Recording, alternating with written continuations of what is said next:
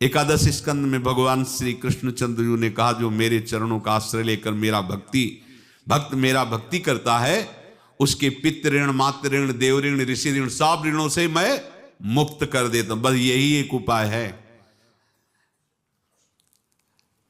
जो इसके बंद करने का उपाय भक्तों के लिए है, वो यही है, भगवान की शरण में होकर अपना माना हुआ पूरा भगवान के अर्पित कर दो। अर्पित करने का तात्पर्य उसमें अहम हटा दो। त्वदीयं वस्तु गोविंदम तुभ्यमेव समर्पये। जिनसे तुमने सेवा करवाई है उनकी सेवा करनी पड़ेगी, जिनसे तुमने जो कुछ लिया है उनको देना पड़ेगा। ये लेने देने का व्यापार जब तक समाप्त नहीं होगा तब तक तुम्हारा जन्म मरण चलता रहेगा।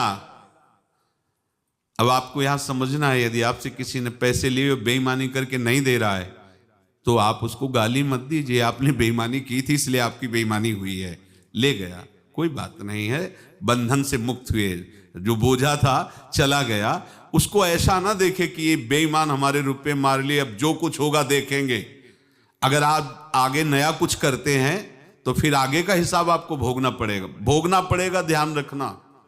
ऐसा नहीं है कि आपको भोगना नहीं पड़ेगा। एक ही उपाय है कि अब जो शरीर धारण किए इसी में जो भोग ले, आगे ना होना चाहिए। तो क्या करे? सर्वतो भावेन भगवान की शरण ले ले। ये तो सर्वाणि कर्माणि मयि सन्न्यस्य मत्पराहा अनन्येनैव योगेन माम ध्यायन्तु उपासते तेषामहं समुद्धर्ता मृत्यु संसार से। ये बड़ा कठिन है पार होना, कोई छोटी मोटी बात है। एक महात्मा बाल्यावस्था से भजन करते थे, शालिग्राम भगवान पास रखते थे और उन्हीं की आराधना करके बस पाठ, नाम, जप और भ्रमण करते थे। यौवन अवस्था थी, गंगा जी के किनारे अपने ठाकुर को विराजमान करके स्नान करने के लिए कपड़ा ही उतार रहे थे कि 90 लोग आ गए, भाला तलवार सब ले, मारो मारो इसको मारो, घेर लिया। तो उन्होंने हाथ जोड़कर कहा, हमने क्या अपराध किया? कोई सुन ही नहीं रहा। तो उन्होंने कहा, मार तो डालोगे ही आप, 90 लोग, हम कोई अस्त्र शस्त्र तो लिए नहीं, एक बार हमें गंगा में डुबकी लगा देने दो और अपने ठाकुर को स्नान करा देने दो, फिर इसके बाद आप मार देना।